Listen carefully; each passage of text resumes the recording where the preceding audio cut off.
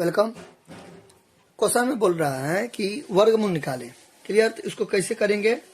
देखिए, आपको पता होना चाहिए कि 0.09 है, तो यहाँ पे मैं इसको ऐसे लिख सकता हूँ 0.09, और ये जो दशमलव जो है ऐसे उड़ता है, तो नीचे में हम एक देखिए, दशमलव के बाद जितना अंक रहता है, जितना डिजिट रहता है उतना जीरो देते हैं। तो यहाँ पे देखिए 2 डिजिट है तो 2 जीरो दिए, यानी कि आप इधर अगर देखोगे तो 2.485 ऐसे करके रहेगा। तो ये जो दशमलव डेसिमल उड़ेगा तो उसके बाद एक देते हैं, उसके बाद कितना मतलब डिजिट है, अंक है, 1 2 3 है, तो 1 2 3 जीरो देंगे। फिर अगर मान लीजिए 1 रहता, ठीक है, तो फिर 1 जीरो दे देंगे। यानी कि दशमलव के बाद जितना अंक रहता है ना, उतना हम क्या करते हैं डिनोमिनेटर में, यानी कि नीचे में उतना हम क्या देते हैं, जीरो देते हैं। क्या तो कोई दिक्कत? अब हमें एक बात बताओ, शुरू में जीरो का तो कोई वैल्यू होता नहीं है।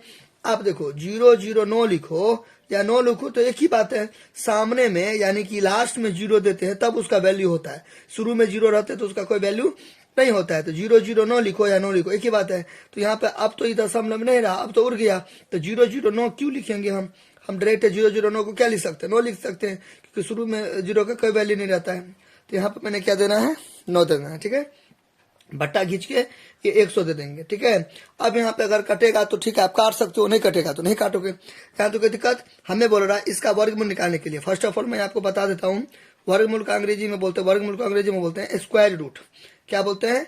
स्क्वायर। अगर बोलता है स्क्वायर निकालने के लिए, किसी का अगर स्क्वायर बोलेगा निकालने के लिए, तो जिसका बोलेगा उसको डिब्बा में देखिए ऊपर में 2 दे दीजिएगा, ठीक है। लेकिन यहाँ पे बोल रहा है इसका रूट भी लगा है, ठीक है, स्क्वायर रूट। तो आप देखो स्क्वायर रूट यहाँ पे क्या करेंगे, कैसे निकालेंगे, अब यानी कि लिखेंगे अब 9/100, 9/100 का वर्गमूल बोलता है, तो वर्गमूल का ये साइन होता है, ये चिन्ह होता है इस टाइप का। और यहाँ पे 2 क्या है, छुपा हुआ है, तो 2 दीजिएगा फिर भी ठीक है, नहीं दीजिएगा फिर भी ठीक है। 2 क्या है, छुपा हुआ है, ठीक है।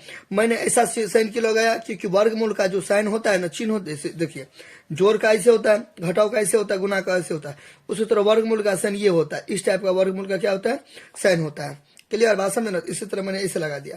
और यहाँ पे 2 छुपा हुआ है, घनमूल बोलता है तो घनमूल का भी ऐसा ही होता है, लेकिन यहाँ पे 3 देना जरूरी है।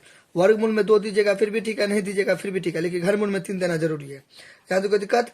अच्छा, अब देखिए ये हो गया। अब यहाँ पे बराबर देना है, फिर इस टाइप का जो है वर्गमूल का सेन यानी कि स्क्वायर रूट का सेन वो दे देना है। सर 2 देना जरूरी है? नहीं दीजिएगा दीजिए, नहीं दीजिएगा कोई दिक्कत नहीं, लेकिन घनमूल में क्यूब रूट में 3 देना जरूरी है। इस सब फर्क हुआ, ठीक है। अब देखो 9 को मैं लिख सकता हूँ 3 × 3 आराम से लिख सकता हूँ कि नहीं लिख सकता हूँ।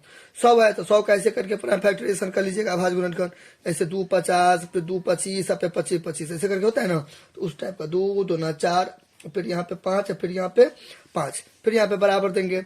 अब आपको पता है कि वर्गमूल में जोड़ा लगता है, जोड़ा यानी कि पेयर लगता है, 2 गो रहता है ना तो 1 निकलता है, 2 3 है तो 1 3 निकल जाएगा, फिर 2 गो 2 है तो 1 गो 2 निकल गया, फिर गुना का साइन लगा देंगे, मतलब चिन्ह लगा देंगे, साइन लगा देंगे। 2 गो 5 है तो 1 गो 5 निकल जाएगा, तो क्या हो जाएगा 3 और 5 गुना कितना हो जाएगा, 10 हो जाएगा। इस टाइप का ये क्या हो गया आंसर, तो 3/10 इसका क्या हो जाएगा आंसर। आप देखिए इसके आगे आप ऐसे भी बना सकते हो, ये दशमलव में सवाल है तो इसका दशमलव में करेंगे तो 0.3 भी दे सकते हो, डिवाइड देखिए ऐसे करके इसमें डिवाइड भी दे सकते हो आप, ठीक है आंसर। या तो आप ऐसे छोड़ो, ऐसे छोड़ो, दशमलव वाला सवाल है तो आपको इसको इसमें डिवाइड देना, भाग दे देना है। अब बिना दशमलव का सवाल होगा तो आप डिवाइड मत देना, ठीक है। तो दशमलव वाला है तब आप यहाँ तक बनाना, दोनों में से कहीं तक भी छोड़ सकते हो। तो दशम डेसिमल में तो मैंने डेसिमल में तोड़ दिया, अब नहीं तो आप ये लाइन को मत दो, यहीं तक बनाओ आंसर। 2 3 था तो 1 3 दे दिए, 2 2 है तो 1 2 दे दिए, 2 5 है तो 1 5 दे दिए, हो गया खत्म। नहीं तो आप इसको ऐसे भी बना सकते हो, देखिए 9/100 हुआ तो 9 क्या हो गया, 9/100 हुआ, 9/100 को आप लिख सकते हो इस टाइप का, 3 का स्क्वायर, इसको क्या लिख सकते हो 10 का स्क्वायर।